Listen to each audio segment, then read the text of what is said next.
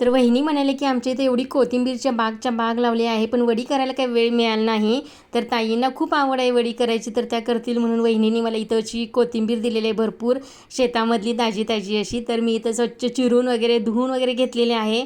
त्याच्यामध्ये बेसन पीठ घातलेलं आहे, थोडंसं ज्वारीचं पीठ घातलेलं आहे, आलं लसूण मिरचीची पेस्ट घातलेली आहे, हळद घातलेली आहे, हिंग घातलेला आहे, सोडा घातलेला आहे, चवीनुसार मीठ घातलेलं आहे. तर हे सगळं मिक्स करून आपल्याला मळून घ्यायचं आहे चांगलं. थोडंसं पाणी घालून ह्याच्यामध्ये घट्ट असा गोळा तयार करून घ्यायचा आहे.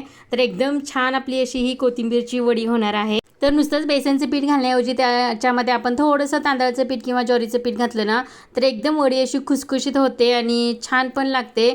तर वरून तीळ दिसण्यासाठी मी थोडंसं तीळ घातलेलं आहे, अगोदर पण घातलेलं आहे पिठामध्ये. तर वरून दिसण्याला हे खूप महत्त्व असतं म्हणून छान दिसतात तीळवरती.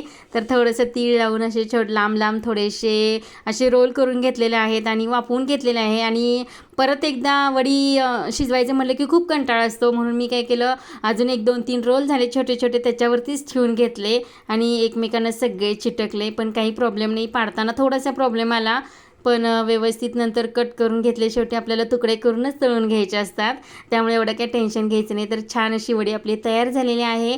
तर ही वडी कच्ची खायला पण छान लागते, तर तळल्यानंतर तर एकदमच छान लागते. तर संध्याकाळी तळणार आहे. व्हिडिओ आवडला असेल तर लाईक, शेअर आणि सबस्क्राईब. Bye bye.